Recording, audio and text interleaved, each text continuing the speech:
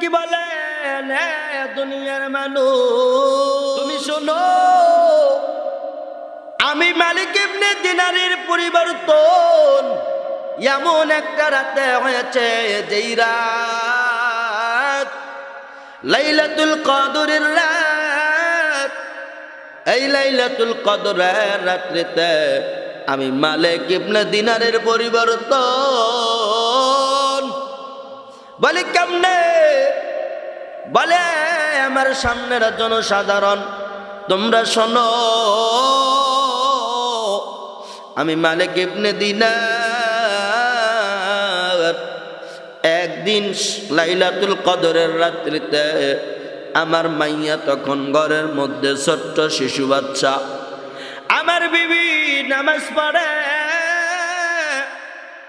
আর আমি রাত্রে বেলায় দোকানে গিয়া দেখি দোকানদার নাই, দোকান বন্ধ করবে এমন অবস্থা। এই সময় আমি দোকানদারকে অনুরোধ করিয়া এক বোতল আমি মদ্য কিনলাম, মদ্য ক্রয় করলাম। আমি মদ কিনিয়া আমার বাড়ি আমি রওনা। রে যুবক ভাই, মালিক ইবনে দিনার বলে শোনো, আমি এক বোতল মদ নিয়া চলে গেলাম আমার বাড়িতে। আমার বাড়িতে গিয়া দেখি আমার ছোট্ট মাইয়া ঘরের মধ্যে খেলাধুলায় ব্যস্ত, আর আমার বিবি তাকায় দেখি নামাজরত অবস্থায় আছে, নামাজরত অবস্থায় আছে, নামাজরত অবস্থায় আছে। আমি টেবিলের উপরে আমার মদের বোতল রাখলাম, মদের বোতল রাখিয়া আমার বিবিকে আমি নামাজ পড়তে দেখি আমি আমার বিছানায় একটু বিশ্রাম নিতে গেলাম। হঠাৎ করে এমন ঘটনা ঘটে গেল রে, আমার ছোট্ট মাইয়াটা খেলাধুলা করতে টেবিলের সঙ্গে ধাক্কা লাগলো, মদের বোতল পরিয়া টাস করে ভেঙে গেল, মদ পড়ে গেল। আমি আর ওই রাত্রিতে মদ্যপান করতে পারলাম না। ওয়ানাহার আমি ওই রাত্রিতে মদ্যপান করতে পারি নাই, মদের অনাহারে আছি। এরপরে একটা বছর পার হইয়া আবার লাইলাতুল কদর রাত্রি আসলো,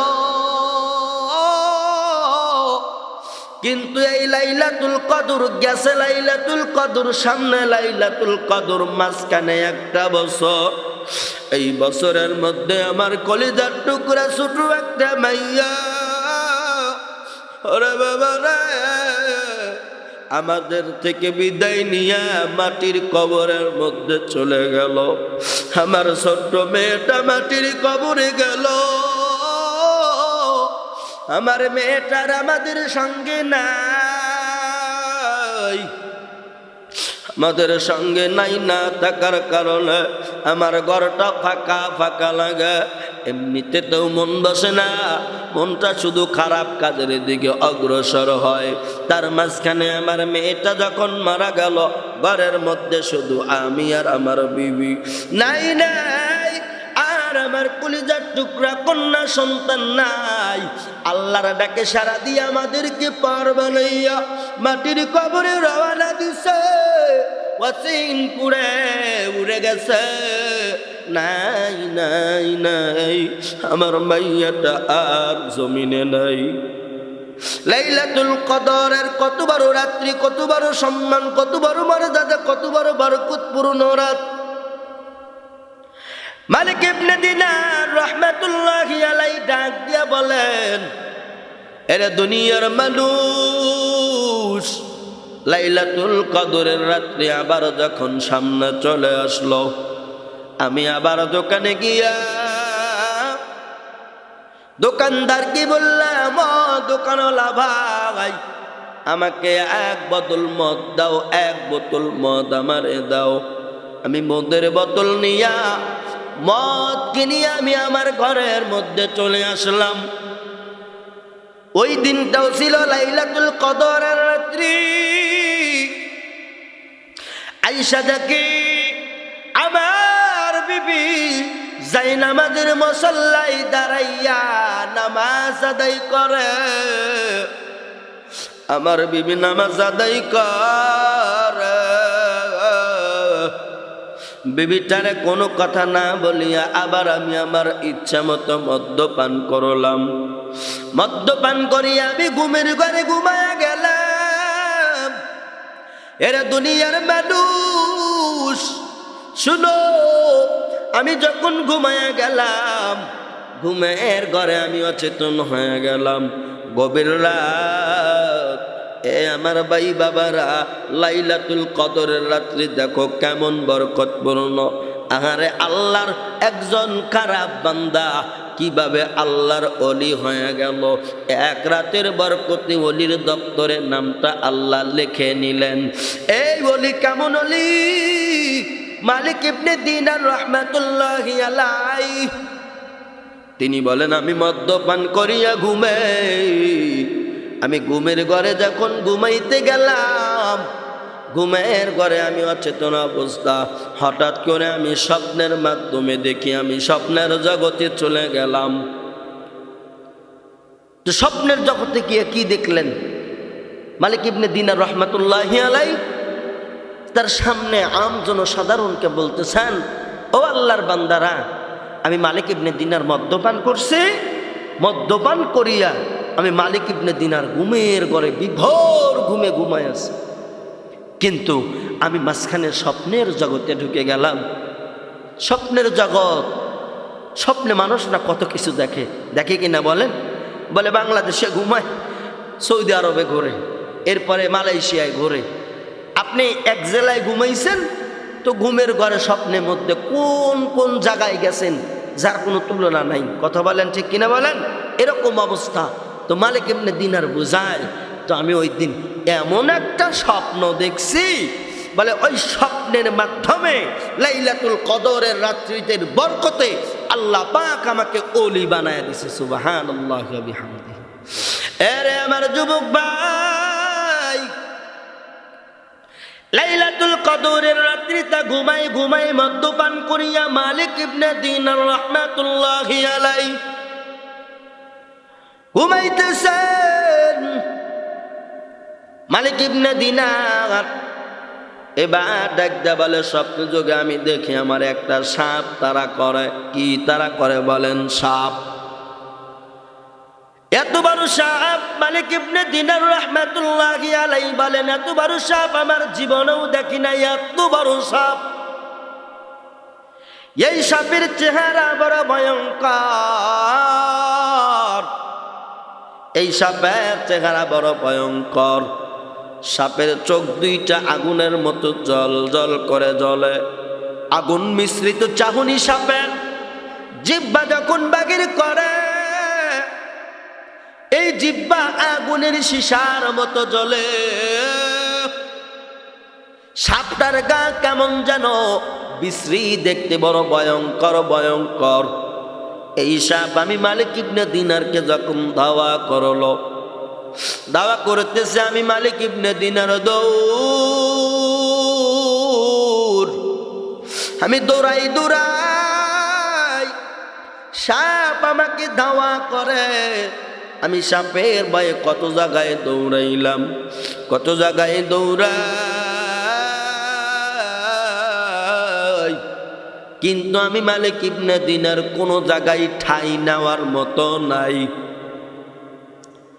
বলে আমি দৌড়াইতে দৌড়াইতে দৌড়াইতে দৌড়াইতে পাহাড়ের দিকে রওনা দিলাম।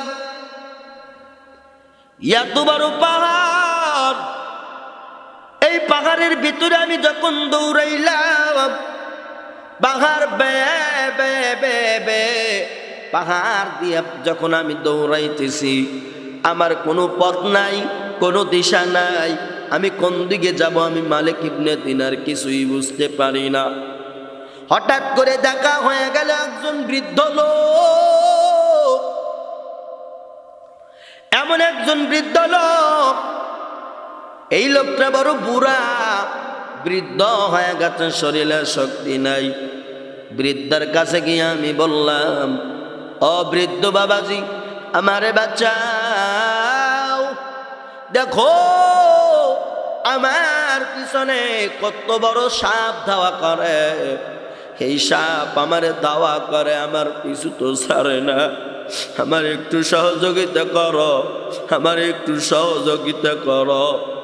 ওই বৃদ্ধ ডাকটা বলে, না রে না, আমি পারবো না, আমি বড় দুর্বল, পারবো না, পারবো না,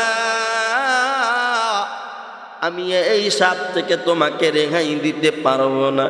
বলে আমার একটু রাস্তা বলে দেন, কোন দিকে গেলে আমি বাঁচতে পারি। ওই বৃদ্ধ ডাকটা হাত দিয়ে ইশারা করে বলে, এই দিকে যাও। মালিক ইবনে দিনার বলেন, লাইলাতুল কদরের রাত্রিতে আমি ঘুমায়ার স্বপ্নে দেখি সাপ ধাওয়া করে। এই মুরব্বিও পারলো না, বৃদ্ধ পারলো না আমার সাপের হাত থেকে রেহাই করতে।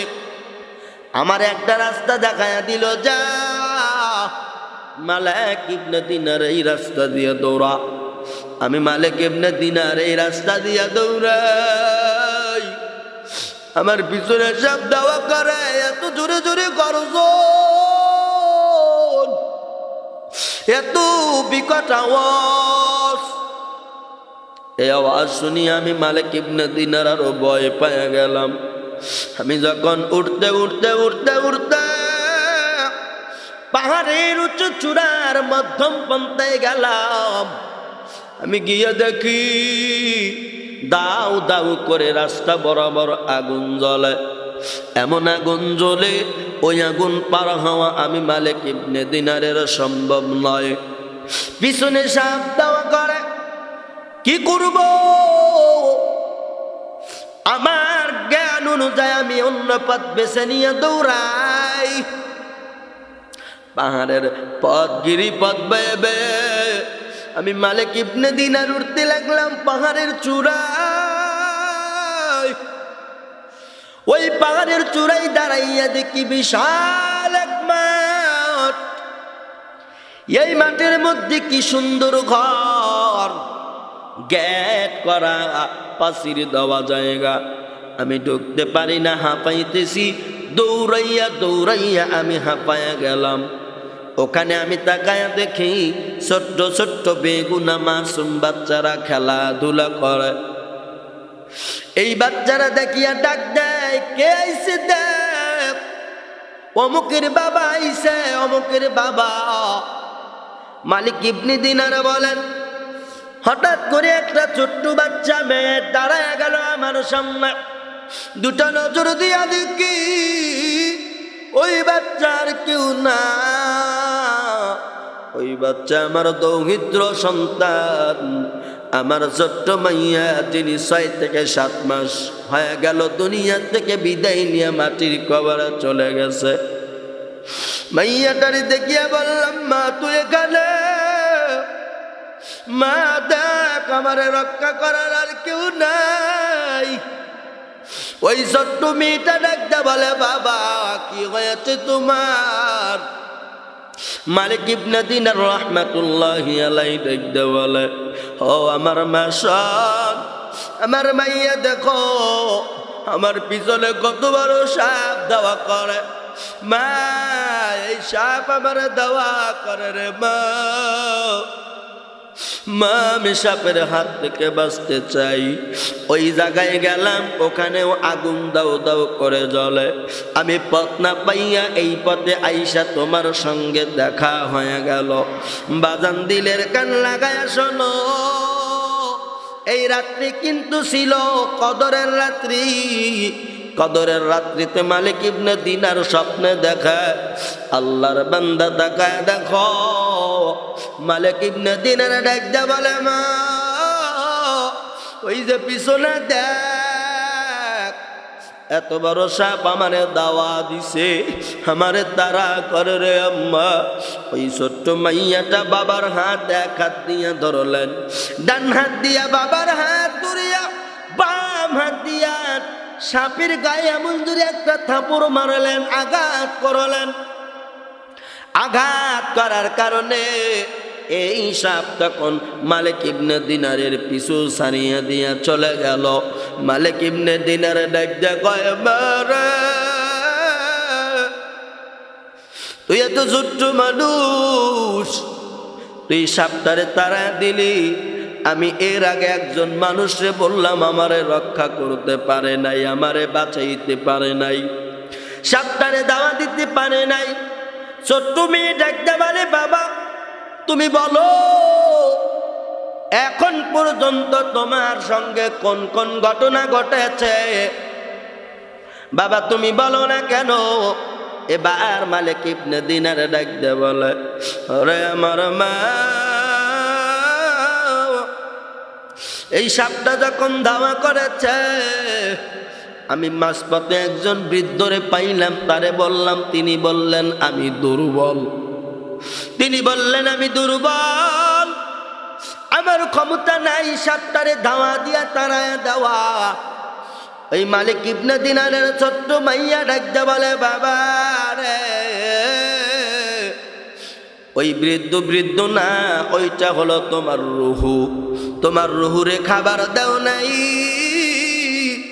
তোমার রুহু দুর্বল হয়ে গেছে, তোমার রুহুর উপরে আমল প্রয়োগ করো নাই, নেক আমল দাও নাই, তোমার রুহুর খাবার হলো নেক আমল, নেক আমল দাও নাই রে আব্বা।